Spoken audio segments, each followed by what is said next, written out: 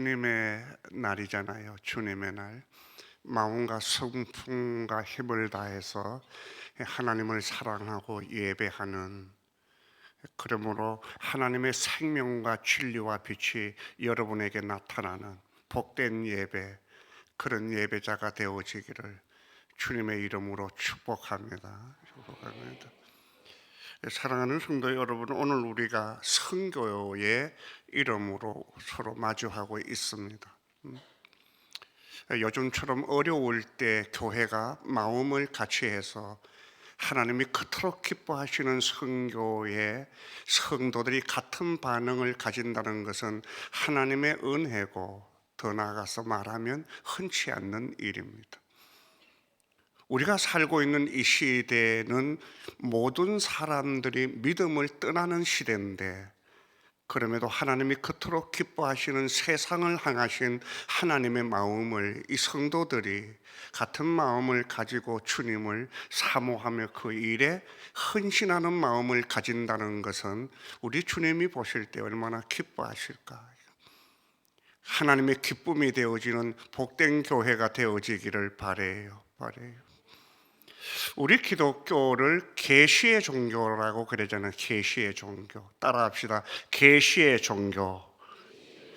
계시의 종교라고 하는 것은 어떤 누군가가 기발한 생각을 가지고 만든 종교가 아니고, 또 어떤 사람이 구도의 과정을 통하여 내가 깨달았다, 얻었다, 만났다라고 하는 인본주의 종교가 아니고, 사랑이신 하나님이 우리에게 사랑으로 찾아오셔서 하나님 스스로의 영원하신 뜻과 계획을 우리에게 드러낸 종교잖아요. 그러니까 계시 종교에게 있어서 하나님의 말씀은 가장 중요하고, 말씀의 중요성을 아무리 강조해도 지나치지 않는 것이죠. 여러분, 새해 시작되었잖아요. 진실로 여러분이 하나님의 말씀을 더 사모하고 그 말씀 앞에서 생명을 만나는 복된 성도 되어야 되지 않겠습니까? 이 생명이라는 말은 목숨이라는 말하고 틀려요. 생명, 생존의 개념이 아니죠, 여러분. 우리가 생명이 되려고 하면 나는 생명이다, 길이다, 진리라고 할 때 이 생명이라는 말은 살아있을 명령이에요.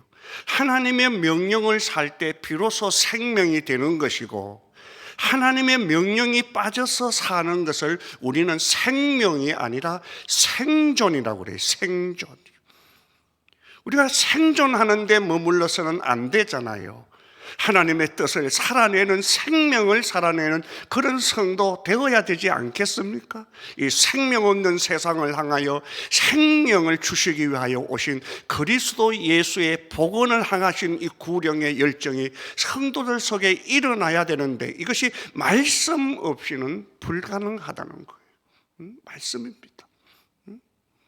그렇다면 하나님의 말씀은 도대체 무엇을 계시하셨는가 생각해야 됩니다.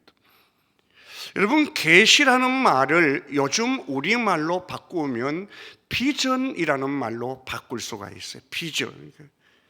우리가 비전이라고 번역되어져 있는 성경 원어 히브리어에 보게 되어지면 하존이라는 말로 되어져 있어요. 하존은 구약을 끌고 가고 있는 독특한 단어입니다. 하존, 하나님의 비전, 하나님의 꿈, 하나님의 계시, 하나님의 마음. 성경은 하나님의 꿈으로 가득 채워져 있어요. 여러분이 성경을 만나면, 성경을 가까이 하면, 성경을 경험하면 여러분들의 소원이 이루어지는 것이 아니고 세상을 향하신 하나님의 마음과 그분의 세상을 향하신 뜻을 경험하는 거예요. 얼마나 놀라울까요? 살지만 하나님의 뜻을 살고 내 속에 하나님의 마음을 담아내는 이런 변화가 성도된 우리들 속에 일어나야 되죠. 이게 회심이라고 하는 거예요. 회심. 종교만 바꾸어 가지고 있는 개종이 아니고 내 속 사람마저도 하나님의 뜻으로 변화되는 회심. 나는 정말로 변화되었는가?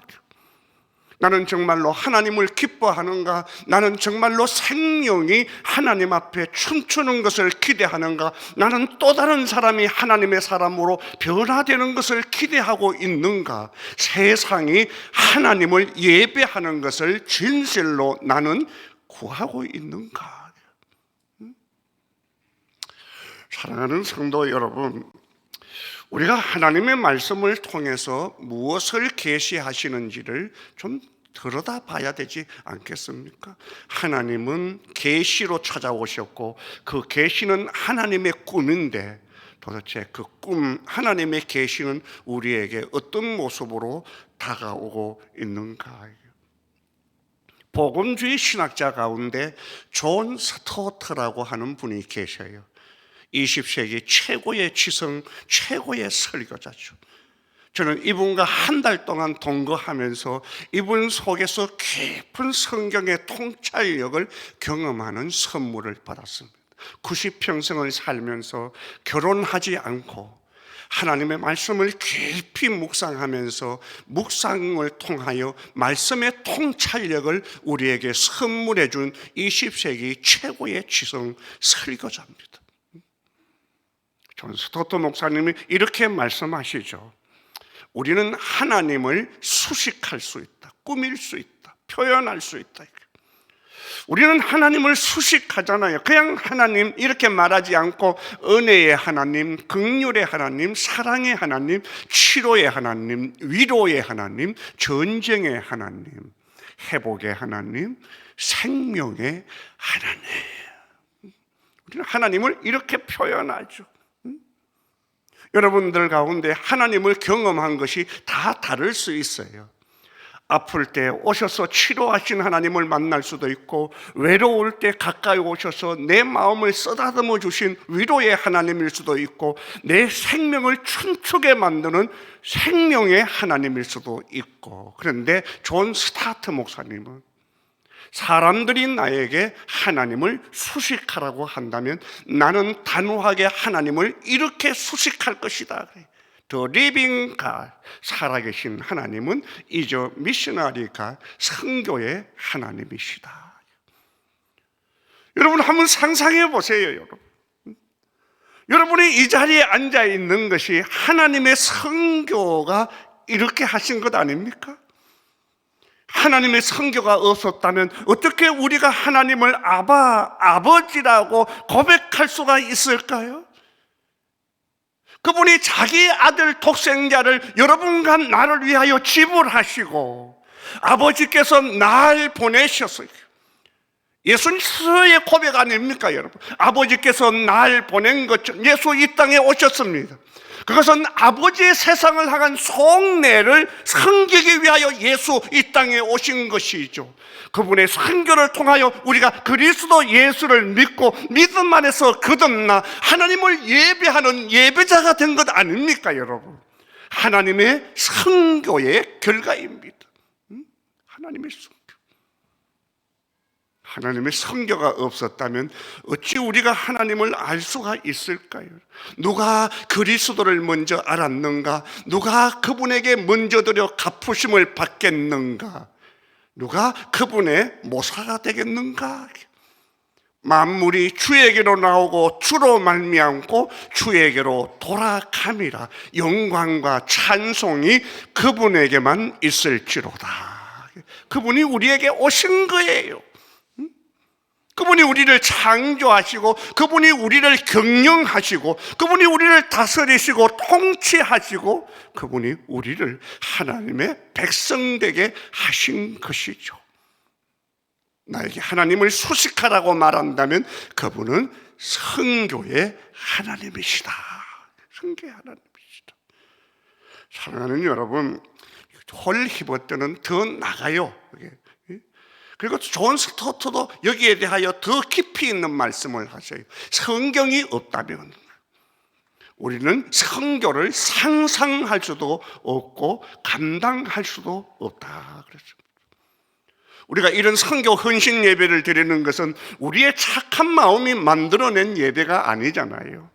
하나님이 없다면 어떻게 우리가 성경을 만날 수 있고, 성경이 계시되지 않았다면 어떻게 우리가 성경을 깨달을 수가 있을까요? 성경이 없다면 성경을 상상할 수도 없다 그랬습니다. 상상할 수도 없다. 그러면서 존 스토어도 이렇게 얘기하세요. 가라는 명령도 성경 안에 있고, 가서 전해야 될 메시지도 성경 안에 있고, 가서 어떻게 증거해야 하느냐라고 하는 방법도 성경 안에 있고, 가서 순종하면 함께 하신다는 약속도 성경 안에 있다 그랬습니다. 성경이다, 성경이다. 우리가 어떻게 선교해야 되느냐라고 하는 방법도 성경 안에 있어요. 성경 안에.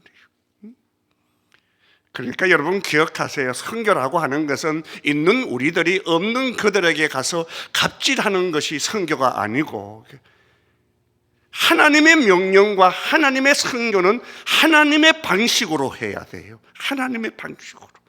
어떻게 선교하라고 하는 방법도 성경 안에 있다. 겸손해야 됩니다. 겸손해야 됩니다. 많은 선교사들이 이렇게 얘기할 때가 있어요. 한류라고 하는 거예요. 한류라고 하는 것이 영향력이 되어서 선교지에서 한류로 인하여 선교가 되게 유익을 많이 받는다. 한글을 통해서 현지를 섬기기도 하고, K-팝, 근데 여러분, 한류가 도움이 되기도 하지만은 한류가 선교의 걸림돌이 되기도 합니다. 걸림돌. 마치 우리가 세상 어떤 사람들보다도 우월하다고 하는 K-컬처를, 우리의 문화를 너무 강조해서 선교 현지의 문화에 대한 멸시가 오히려 우리를 넘어지게 할 수도 있다는 것을 생각해야 됩니다. 선교는 위에서 던져주는 것 아니고, 있는 우리들이 주는 불쌍히 여기는 마음이 아니고, 사람이 사람에게 가는 거예요. 사람이 사람에게 가는 거예요. 그래서 요사이 선교 현장의 외침이 뭐냐 하면, 우리를 가르치는 스승은 그만, 우리에게 명령하고 우리에게 뭐를 지시하는 사람들은 그만 오라는 거예요. 우리의 친구로 와달라는 거예요. 친구로 와달라는 거. 친구로 와달라. 겸손해야 됩니다. 겸손해야 됩니다. 여러분, 사도행전에 보게 되어지면 고넬료를 찾아가는 베드로 이야기가 나오잖아요. 하나님이 고넬료에게 베드로에게 가라 그러니까, 베드로가 소위 예루살렘 교회 지도자잖아요. 유대인 사역자예요. 이방인에 대하여 가지고 있는 편견이 있었습니다.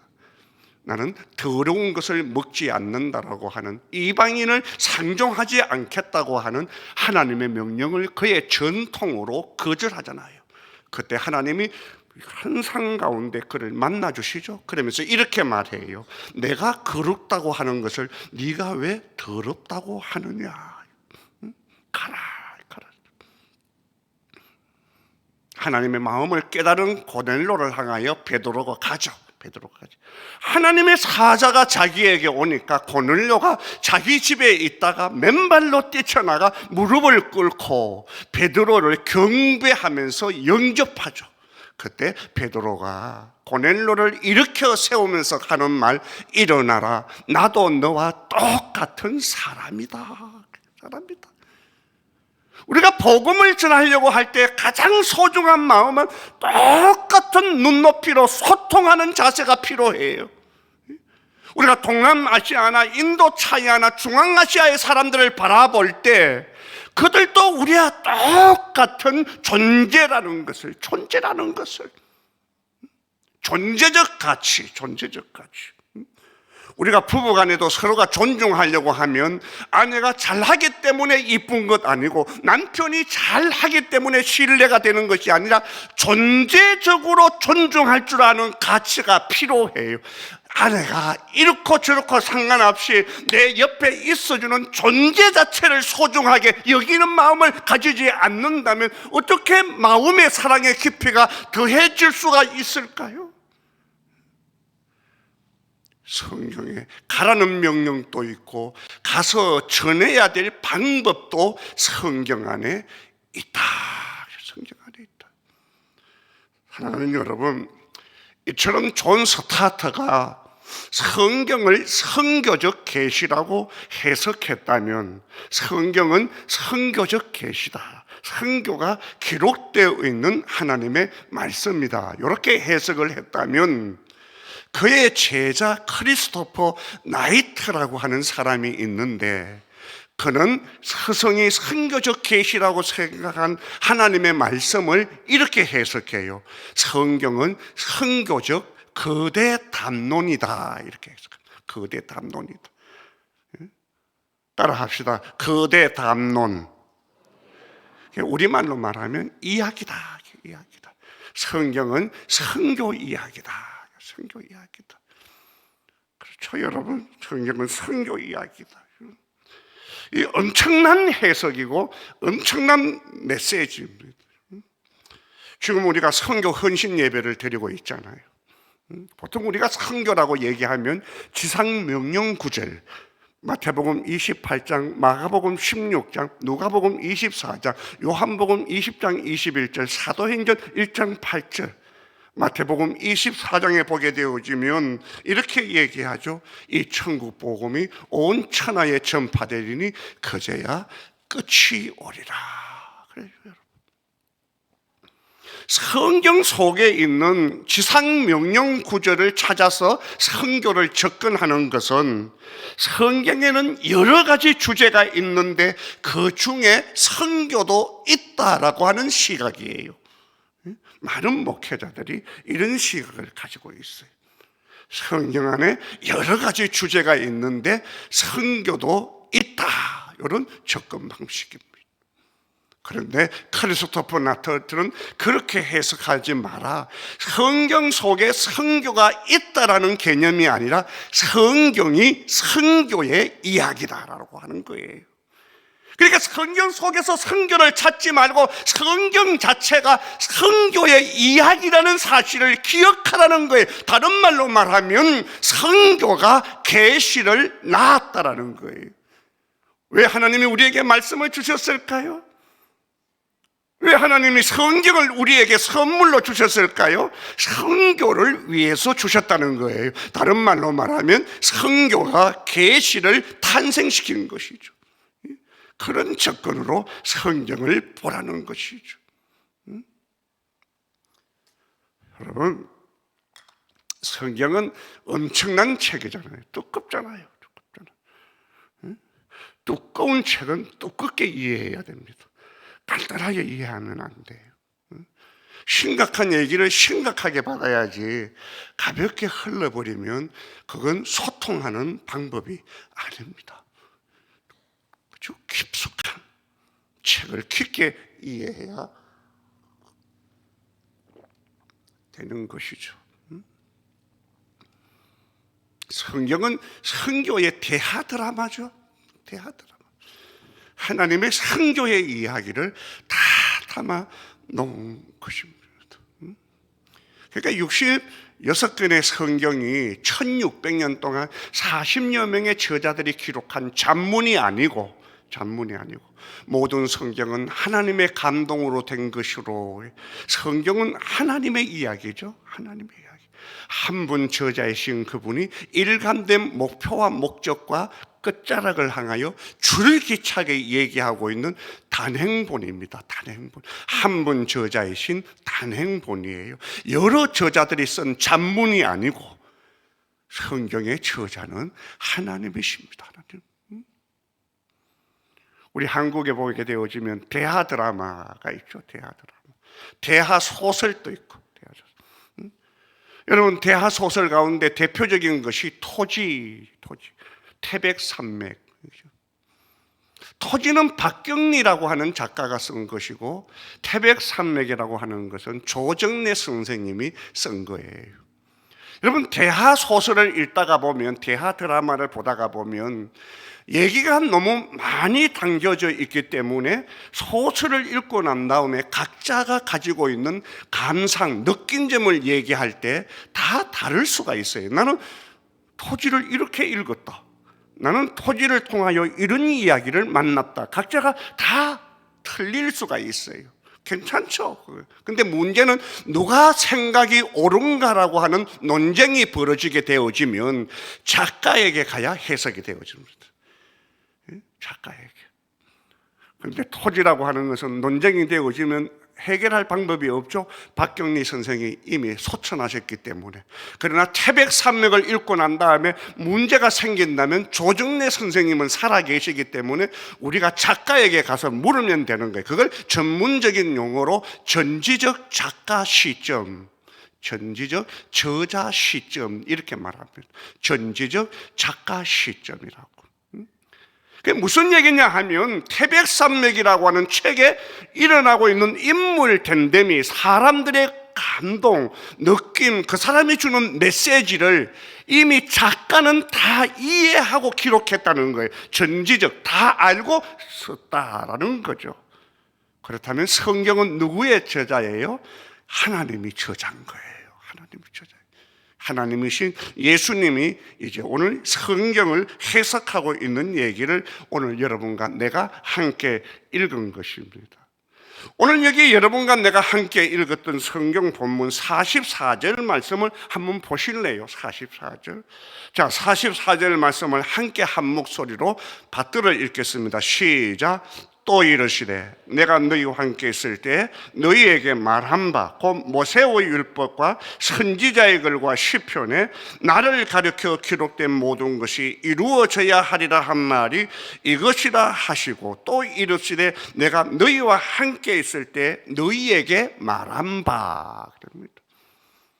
예수님이 제자들에게 지금 얘기하고 있는 거예요. 이르시되 내가 너희와 함께 있을 때 너희들에게 말한 바. 이게 무슨 얘기예요, 여러분? 우리 예수님이 제자들과 3년 동안 공생애를 하면서 제자를 세우시고 계시잖아요. 그때 예수님께서 제자들에게 말씀하신 거예요. 훈련하신 것이잖아요. 그리고 그들을 양육한 것이잖아요. 내가 너희하고 있을 때 너희에게 말한 바.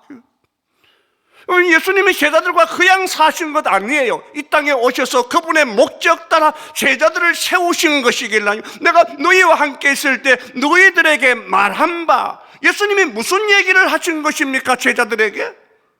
모세의 율법과 선지자의 글과 시편이라는 얘기를 하고 있는 거예요. 한마디로 말하면 예수님은 제자들에게 3년 동안 공생애를 살면서 구약 성경을 가르치신 거예요. 성경을 가르치신 거예요. 모세의 율법과 선지자의 글과 시편이라고 그랬습니다. 모세의 율법과 선지자의 글과 시편이라는 말은 구약을 간단하게 표현하는 표식 방법이 아니고 구약을 지칭하는 이야기입니다. 그냥 줄여서 하는 얘기가 아니고 구약이 여러 가지가 있는데 그 중에 일부를 줄여서 소개하는 것이 아니고 모세의 율법과 선지자의 글과 시편이라는 말은 구약을 지칭하는 표현 방법이 구약 성경을 가르쳤다. 구약 성경. 구약 성경을 여러분이 아실는지 모릅니다만은 타나크라고 그래요. 타나크. 히브리어로 구약 성경을 타나크라고 그래요. 타나크. 여러분, 히브리어로 타나크라는 말이 우리가 성경이라는 말이에요. 성경. 모세의 율법과 선지자의 글과 시편이라는 말을 히브리어로 토라는 율법이라는 말이에요. 선지자의 글은 네비임이라는 말이고, 그리고 K2빔이라는 말이 성문서 시가서를 얘기해요. 그러니까 토라, 네비임, K2빔이라고 하는 모세의 율법과 선지자의 글과 시편의 머리 글자를 따게 되어지면 타나크가 되는 거예요. 타나크라고 하는 성경은 요 세 개, 토라와 네비임, K2빔이라고 하는 머리 글자를 딴 용어가 타나크예요. 타나크. 구약 성경은 모세의 율법과 선지자의 글과 시편이다. 시편이다. 그런데 여러분, 구약 성경은 무엇을 기록해 놓은 겁니까? 도대체 주님께서 우리에게 가르쳐 주신 구약 성경은 무엇을 계시하신 것인가? 우리가 많은 경우에 구약을 보게 되어지면 절기법이 있고 의식법이 있고 제사법이 있잖아요. 여러분, 우리가 절기와 제사법과 의식법이라고 하는 것이 예루살렘 이스라엘 백성들이 지키면 거룩해진다라는 말이 아니고, 오히려 절기와 의식과 제사법 속에서 모든 것이 그리스도를 말하고 있는 거예요. 이 모든 것을 담아내는 그림자가 예수 그리스도예요. 그리스도예요. 번제를 드려라, 화목제를 드려라, 속건제를 드리라고 할 때 그때 제물로 드려지는 것은 제물로 오신 예수 그리스도의 그림자예요. 그림자. 구약은 나를 향하여 기록했다. 나를 향하여 기록했다. 사랑하는 성도 여러분, 성경을 가까이 하기를 축복합니다. 말씀을 가까이 할 때 여러분들이 말씀을 읽었다, 몇 분 암송했다가 아니라 말씀을 통하여 만나야 될 진실한 주인공은 그리스도 예수입니다. 말씀에 풍성하신 그리스도 예수를 만나 여러분들 속에 참 생명을 경험해야 되지 않겠습니까? 이 은혜가 있기를 축복합니다. 축복합니다. 내가 너희와 함께 있을 때 너희에게 말한 바, 모세의 율법과 선지자의 글과 시편을 너희들에게 말하지 않았느냐? 그러면 모세의 율법, 선지자의 글, 시편은 도대체 무엇을 말하고 있는 것일까요? 그게 오늘 말씀 속의 핵심적인 메시지라는 것이죠. 자, 여러분, 46절에서 47절 말씀이 기록되어져 있는 거예요. 47절, 46절, 47절 말씀을 한 목소리로 함께 받들어 읽겠습니다. 시작. 또 이르시되 이같이 그리스도가 고난을 받고 제3일에 죽은 자 가운데서 살아날 것과 또 그의 이름으로 제사함을 받게 하는 회개가 예루살렘에서 시작하여 모든 족속에게 전파될 것이 어떻게 해요? 기록되었으니. 예수님이 제자들과 함께 있을 때 말씀을 가르쳤다. 구약을 가르쳤다. 모세의 율법과 선지자의 글과 시편을 너희들에게 가르쳤다. 시편과 모세의 율법과 선지서는 나를 향하여 기록된 얘기다. 그리스도에 관한 이야기다. 그리스도에 관한 이야기다. 그러면서 그리스도의 무엇에 관한 이야기인가를 46절, 7절 그리스도의 고난, 그리스도의 부활, 그리스도의 선교에 대한 이야기다. 내가 고난받는 것과 다시 사는 부활과 나를 믿으면 영생을 얻는다고 하는 회개가 예루살렘에서 시작하여 땅 끝까지 전파될 것이 기록되었으니, 성경을 줄이면 그리스도의 고난, 그리스도의 부활, 그리스도의 선교, 이 세 가지로 줄일 수 있다는 거예요. 여러분, 우리가 그리스도의 고난과 그리스도의 부활은 익숙하잖아요. 조금 있으면 우리가 사순절이 오게 되어지고 또 고난주간이 오게 되어지면 예수님의 십자가 그리고 죽으신 다음에 그분의 부활을 노래하는 절기들이 우리에게 있지 않습니까? 우리는 그리스도를 이야기할 때 그리스도의 고난과 그분이 다시 사는 부활에 대해서는 우리가 너무 익숙한데 그리스도의 선교에 대해서는 우리가 익숙하지 않는 거예요. 이게 우리 신학이 가지고 있는 맹점입니다. 맹점. 우리 신학이 제대로 놓여져 있지 않는 것을 우리가 보는 거예요. 신학은 성경을 기초로 해야 되고 성경이 말하고 있는 것을 신학이 정립을 해야 되는데, 십자가와 부활은 성경이 말하고 있는 대로 교회가 고백하지만 그리스도와 선교에 대해서는 무지하다는 것이죠. 그리스도의 선교, 교회의 선교, 여기에 우리의 사명이 있는 것 아니겠어요? 사명, 부르심이 있는 것이고, 선교적 교회, 그 선교적 교회 속에 교회의 사명이 있는 거죠. 이 일에 너희들이 증인이다라고 하는 교회의 사명을 얘기하고 있는 것이죠.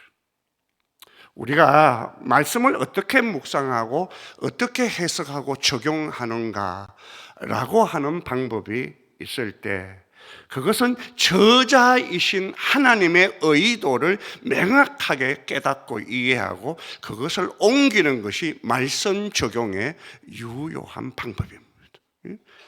우리가 열받는 대로 성경을 해석하지 말고 이따가 내 속에 감동이 오는 것 쪽으로 여러분이 감동이 가지 말고 열정이 득세해야 될 이유가 없어요. 우리 한국 교회는 영성을 열정으로 이해하는 버릇이 있는데 열정이 있으면 자꾸 박수를 보내요. 아니에요. 이스라엘도 열심히 있었죠. 그러나 그들의 열심은 잘못된 열심이었다. 하나님의 의를 버리고 자기의 의를 따르고. 이렇게 교회 안에서 내 열정으로 신앙생활을 할 수 있어요. 교인들 가운데 자기 열정으로 나대는 성도들 많아요. 선교지도 마찬가지예요. 그러나 제일 중요한 것은 작가의 의도, 말씀의 저자이신 하나님의 의도를 깊이 깨달아 옮겨가는 섬김이 필요한 거예요. 그게 우리에게 회복되어져야 되는 것이죠, 여러분. 그렇죠, 여러분. 그걸 분별이라고 그래, 분별. 분별을 다른 말로 말하면 지혜라는 말로 얘기할 수가 있어요. 저는 성도들 가운데 분별력이 살아나기를 바라요. 지혜로워야 합니다. 따라야 될 말이 뭔지, 내 삶을 드려야 될 일이 어디인지, 내가 무엇의 열정을 드려야 하는지, 내가 누구를 돌봐야 하는지, 우리가 드려야 될 기도는 도대체 어떤 기도여야 되는지 분별해야 되지 않겠습니까? 분별해야죠. 분별해야 되죠. 분별이 필요합니다. 지혜입니다.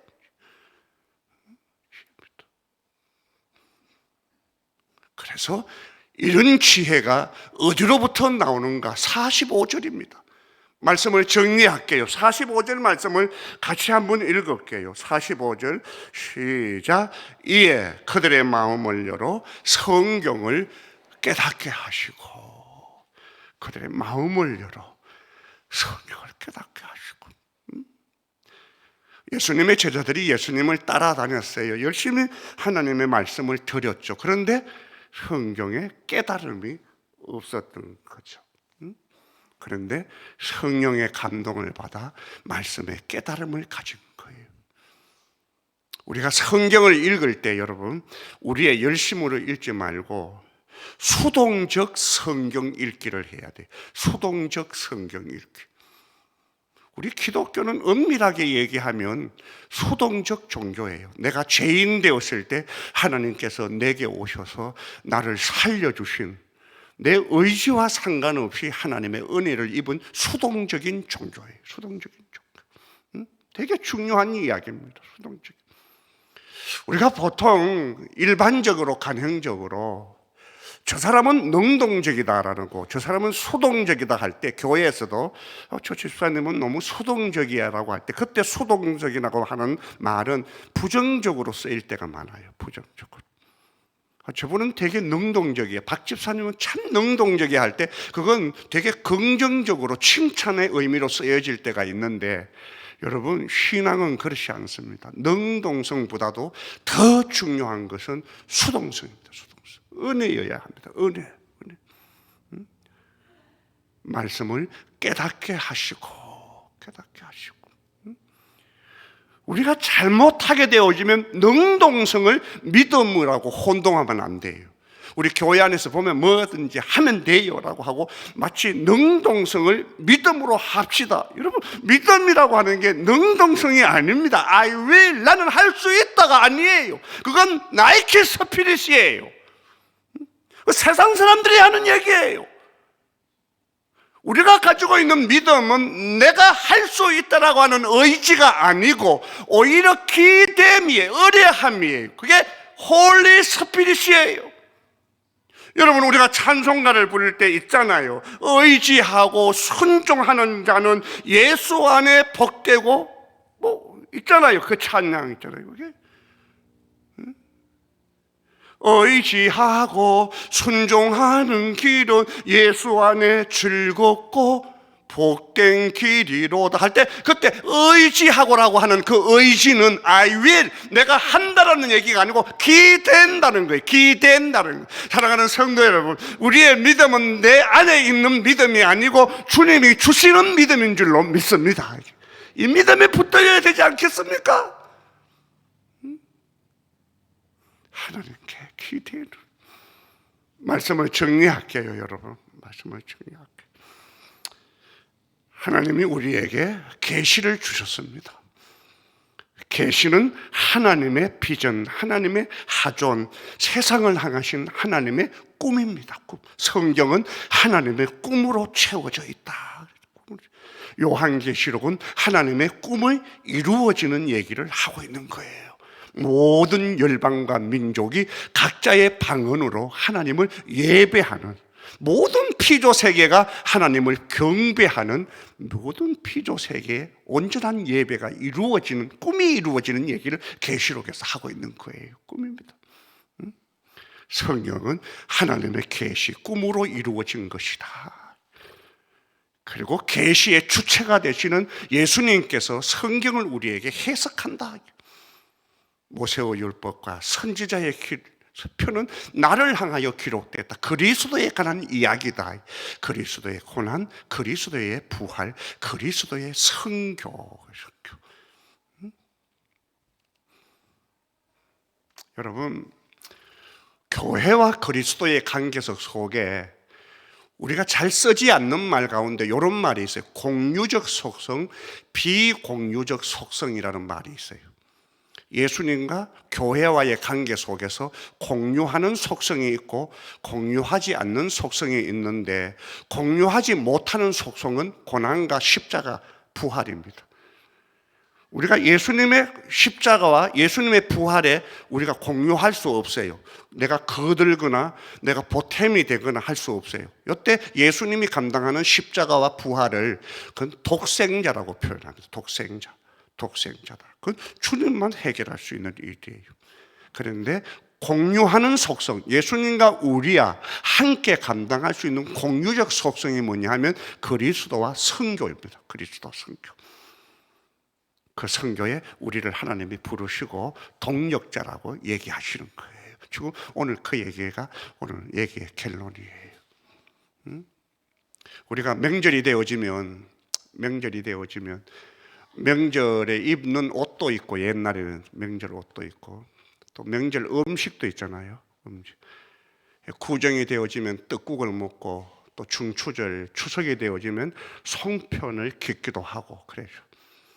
저희 집안이 이제 융가잖아요. 융가. 되게 대가족인데 우린 집안이 모이면 어른들만 한 60, 70명 모여가지고 사대모를 쓰고 이렇게 재래 의식을 하는, 어릴 때 되게.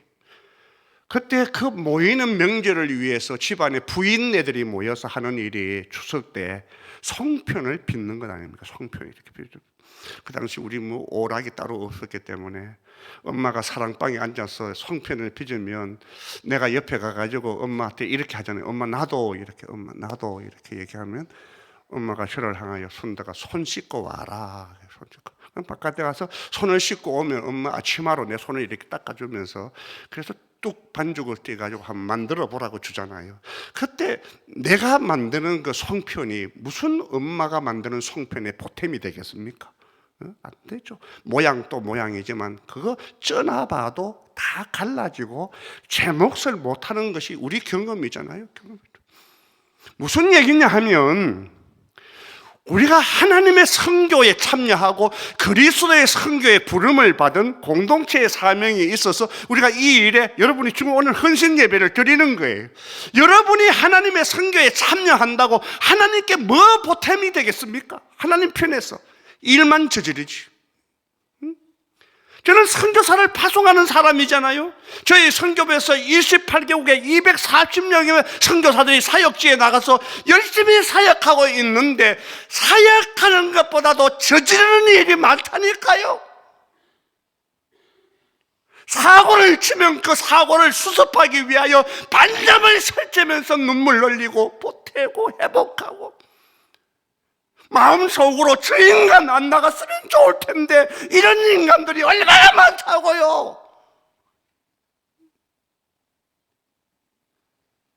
목회자들이 사역하죠. 좋죠. 저는 우리 김 목사님은 저는 너무 존경해요. 그런데 많은 목회자들 가운데 오히려 하나님의 일을 그르치는 사역자들이 얼마나 많은 줄 몰라요.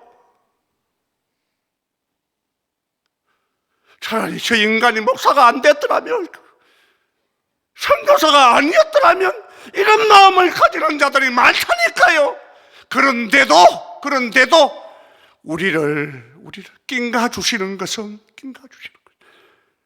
내가 만드는 성편이 성편도 아닌 것을 그래도 엄마가 나한테 빚으라고 기회를 주시는 것은 성편이 아름다움을 기대하거나 성편이 제대로 되는 것을 기대하는 것이 아니고 사랑 때문에 낑가 주는 거예요.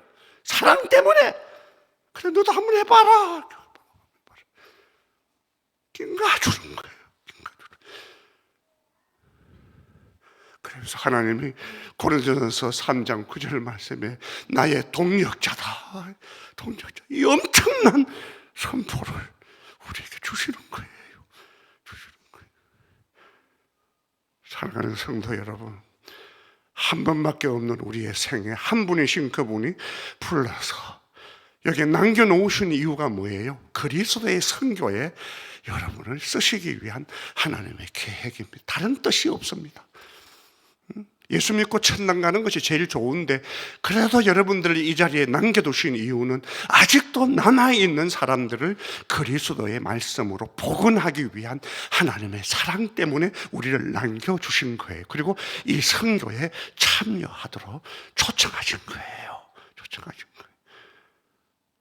제대로 하지도 못하는 우리를 크신 하나님의 사랑으로 하나님의 선교에 낑가 주시는 것을 좀 기뻐하면서 남아있는 호흡, 남아있는 기도, 남아있는 삶, 그리고 여러분의 여정과 걸음을 말씀으로 진검승부를 해나가면서 복음을 진짜 경험하지 못한 사람들에게 그리스도의 향기와 복음의 진수로 그리스도 얼굴을 보여주는 복된 성도들 되어지기를 주 예수 그리스도의 이름으로 축복합니다. 기도하겠습니다. 아버지 하나님, 모세의 율법과 선지자의 글과 시편은 그리스도에 관한 것이다. 그리스도의 고난, 그리스도의 부활, 그리스도의 선교, 이 일에 너희들이 정일이다. 하나님의 이 세상에 우리를 남겨두신 하나님의 놀라운 뜻을 제대로 알고 남아있는 우리의 여정을 주님의 부르심과 맡겨주신 사명 앞에 제대로 쓰임받는 성도들, 제대로 사용되어지는 아름다운 공동체가 될 수 있도록 은혜를 베풀어 주시옵소서. 예수님 이름으로 기도합니다. 아멘.